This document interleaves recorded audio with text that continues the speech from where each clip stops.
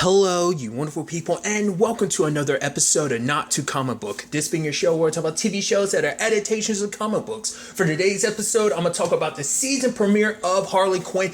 A great season premiere. A lot of really interesting things went down in this episode, so let's break it down. First and foremost, we're picking up immediately where the season finale ended with Gotham in ruins and stuff like that. And I like that aspect of just basically the US government being like, nah, fuck that. Gotham was already kind of like already on the tailspin for like, I think it's for like the past decade or whatever, like I think like 12 years or something like that. But now it's kind of hit the point, there's no point in saving it, so it's no longer part of the US, and I guess almost making it, you know, they never say this, but I guess kind of making it its own sovereign state. So I'm like, that's such an interesting thing, which obviously Harley's super psyched about it because I always wonder about that, because you always want to know about a villain's thing of like, what is your ultimate ambition when you kind of take over and everything? What does that look like? And for her, it was just like, oh, I just want to be an agent of chaos. You know, so it's just kind of like let things kind of run amok. It's basically New Gotham has been the way it's been for like 3 weeks, which Ivy was like, yeah, maybe you should kind of take over. This is kind of prime time for you to kind of rule over Gotham.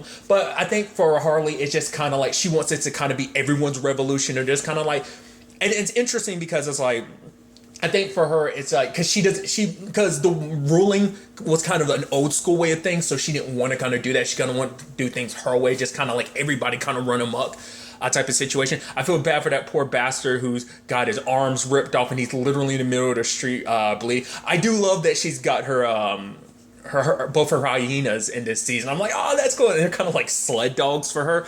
But I also love like the goons show up and they're like, yeah, this mall belongs to so-and-so. I also love they keep cutting back to Sign. He's like, oh, Gotham being the way it is, it reminds me of Nam after the US pulled out. And I love Harley being like, no more flashbacks. I'm like, oh, like so much of Sai's history. We learned quite a bit last season, but there's still like, makes you wonder where the hell his sister is. The last time we saw her, she was running amok, killing people, we don't know whatever happened to that. So I'm hoping they circle back to that this season. But nevertheless, she basically goes like, oh, all you goons. And one guy's like, I like to be, you know, referred to as a hench. And it's like, all right, goons and hench. Like basically it's like, who do you work for? It's like, obviously Riddler. Who do you work for? Are you joking? Two-Face. And it's like, but why are you working with them?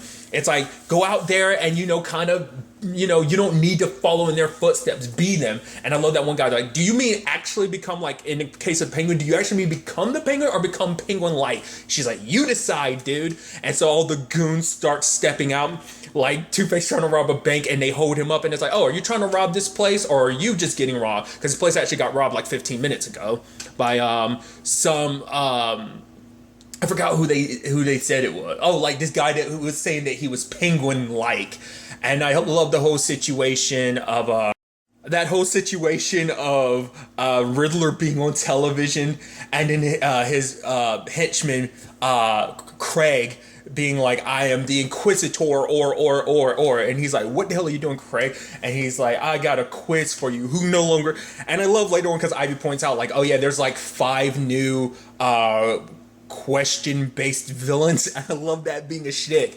It's like, I like that the fact is, I mean, the sad thing is, but because like for Ivy, it's like she points out the fact is, before you will have only had to deal with 5 assholes, now you're dealing with thousands of assholes, because literally every villain is running amok, every goon is out there trying to be a villain. So it's like, you know, it's just kind of like basically the Gotham got saturated with villains now because everyone's trying to rise up to the status of being a villain and stuff like that. Obviously, we have our first introduction to Freeze in this series. We see him, Bane, Riddler, Penguin, and Bane all like getting together because they're trying to figure out the situation because Harley kind of screwed things up. So obviously they want to use this as an opportunity to kind of like rein everyone back in. I also love, like, I love that even Freeze isn't that much of a smart dude because he freezes the door break. It's like, you didn't have to do that. He was like, your door was malfunctioning. He was like, you pull. He's like, my mistake. And also like being like, oh, I'm not a criminal like you guys are. He's like, I do this to save my wife from her incurable disease. It's like, but how do you fund that? By organized crime. It's like, thank you. And so they're starting something called the Injustice League, and I love Clayface being like, "Oh, I can't wait for the litigations for this," because even Doctor Psycho being like, "Yeah, that's Wonder Woman's. She's a stickler for that litigation type of stuff, So Harley kind of wanted to meet with them, not realizing it was our group of 5 villains. Bane on a rinky-dinky chair, and he was like, why is it that we have all this time to get a map and all this stuff, and you even have a banner, but you didn't have time to get me an executive chair? They're like, fine. Riddler's like, fine, Bane, it was a joke. It was all of us making a decision to put you in that rinky-dink chair. He's like, oh, that it's funny, your just will be revenged. And it's like, I just love that. And obviously Harley getting froze, I was like, oh man, I didn't see that coming. And it's like, obviously the crew working together to kind of get her, sprung free. I think I forgot about Two-Face too. I don't think I included. I think I probably said Bane twice. Now I'm thinking about it. I know it just back into my head. I was like, I know I probably ended up forgetting somebody. Because basically they decided they were going to divide up the town and they were going to give Harley the smallest piece, which is like mad disrespectful. There was that thing with because Bane had said this line I thought was kind of neat, where he was like, the reason why he wasn't with the Legion of Doom, the rest of the Legion of Doom members that fell, because he was out looking after like his aunt's girlfriend's dog, and it's like, we're very supportive. And Two-Face is like, oh, that's nice. I do like their rescue operation to save Harley, and I think it's interesting her being the centerpiece. I'm thinking too much about this, but I think it's interesting Harley being the centerpiece to the Iceberg Lounge, just because in Gotham, just kind of a weird reference, Riddler served that purpose. He was kind of stuck in. I'm sure maybe that's happened before anyway, but still, that's what immediately makes me think of like Harley being the centerpiece like that and everything. But the team's mad way of rescuing her. And it's interesting later on when we find out it ended up being Clayface's plan. But pretty bloody escape, because I was like, oh, I love Ivy's like, we need to be delicate with this situation. And obviously, like, she ends up slamming against one dude. It ends up like the ice block that Harley's it ends up squishing one of the goons against the wall. I was like, that's.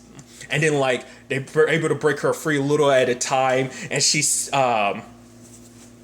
swinging her bat. I'm also curious, like in the grand scheme of things, another thing, like obviously they got their chef in this episode, like where has he been? Because when they make their bloody escape and everything, we end up finding out it's been like 2 months, which I thought was kind of interesting. Like, oh, it's like she's like, I've been like in a day, like everyone, I've been going for like an hour, and everyone immediately kind of bows down to their goons and stuff like that, and goons go back to their villains. It's like, oh no, it's been 2 months, Harley, and it's like, Jesus.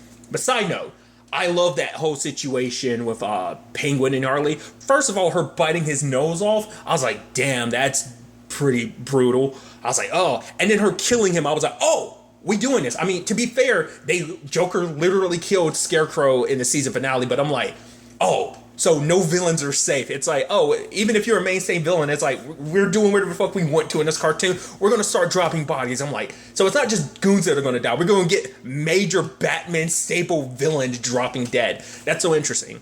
Well, I mean, we'd assume just because this is focusing on Gotham, that it's just going to focus on and I think that's such an interesting overarching thing of like, Harley has to take back the city. She kind of almost, and that's such an interesting aspect about the show, that Harley almost plays a level of an anti-hero, where it's like she's doing villainy stuff, but she's also playing the hero kind of to a certain extent. It's like there is no Justice League right now, so she kind of has to take over, and there's no Batman right now, so it's like it's more so a middle finger to them for like backstabbing her. It's like, I'm gonna take back Gotham. Well, it's no longer Gotham, and it's not new Gotham, it's new Gotham.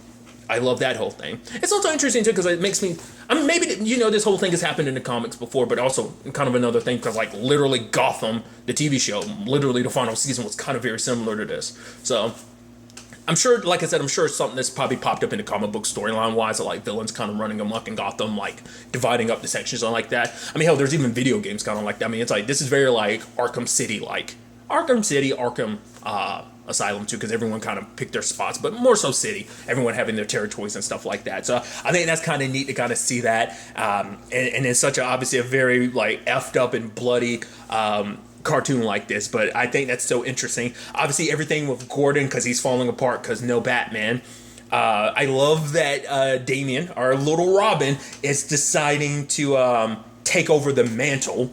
And it's like, oh, just, you know, did you try calling him? It's like, yeah, I tried calling him. What do you think, I'm 40? It's like, okay, give me his information. It's like, I don't think he would want that. It's like, plus that would also mean I had to give you my contact information. We never actually got to see if he actually did anything as, you know, picking up the mantle of Batman. I also love that, you know, Gordon, trying to hold steadfast. It's interesting. Like, he was already kind of a little, like, sloshy, like, just kind of a mess way before shit hit the fan in Gotham anyway. But now he's even more of a mess because, like, obviously, like, the GCPD got taken down. And the fact of the matter is, you know, as he's leaving, he's got the bat signal and he's just like, oh, Toma, oh, you're such a good cop, Jim. And then lo and behold, he gets robbed by 3 of his officers who now work for Bane. It's like, oh, things change so quickly on the mean streets. It's like, to at least the way the episode was cut, it seemed like it literally took maybe 30 minutes for you to immediately start working for Bane. And that's just so sad. They took his gun, they took his wallet, and so he threw away his badge because he gave up hope. But at the end, and we saw that hairy ass chest, I'm like, that's interesting chest hair. He's like, he's like, I'm gonna bring back the GCPD, a new GCPD, and it's gonna start here. The fact is, you know, and I'm glad I got you by my side. And immediately Barbara's like, I want a divorce, and he was like, I hope it's lost. So kind of a nut shot to end things off of. And we find out where Bruce is. Let's not forget, Joker is still alive too, which is interesting. Let's not forget, he also knows that Bruce is Batman. So I'm wondering, like, because at the end we see, like, oh, the swelling came down. Oh, this is Bruce Wayne. I'm like, is it actually Bruce Wayne or is it Joker disguising himself as Bruce Wayne? I'm like, you never know. It could be something messed up like that. Because we know that he's alive just by the finale, the season finale. So it's like, oh, Bruce is in a coma and everything. So I'm curious to end up seeing what they kind of do with that. I also love the fact is, once again, that there is no Justice League. They're all still stuck in Queen Fable's book, you know? Which you would think something would have happened with her dying, but I guess it's like you'd have to work around that some other shape or form. I mean, that wasn't even all the Justice Leaguers. Like, they have to still be others, like, out there. But I guess, like, either they don't care about Gotham, or maybe depending on what the status is of the Justice League, like who's actually who's actually a member of it or not. But nevertheless, like I said, a great premiere. It sets up a very interesting storyline this season of Harley already having to deal with so many of, like, these villains last season, but now she has to go head to head with them. And like I said, I get the feeling like there's villains that won't survive. Like, we're getting main tier, like top tier, like Batman villains getting knocked off. I'm sure everyone has their own particular rankings, but these are like well-known Batman villains kind of being taken off the board potentially, depending on how this whole situation plays out. So I'm curious to kind of see how this all ends up playing out, especially, like I said, Harley kind of being almost the Dark Knight of Gotham, like the Dark Knight, the villain equivalency of the Dark Knight to me. But regardless, I'm very interested to see where this season goes. If you're unaware, I've not seen the trailer.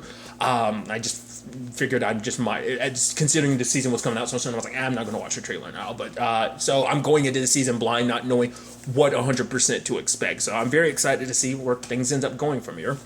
But really, that's all I want to talk about. Till the next time we meet, be happy, be safe, live life to the fullest, and enjoy it. Good day and good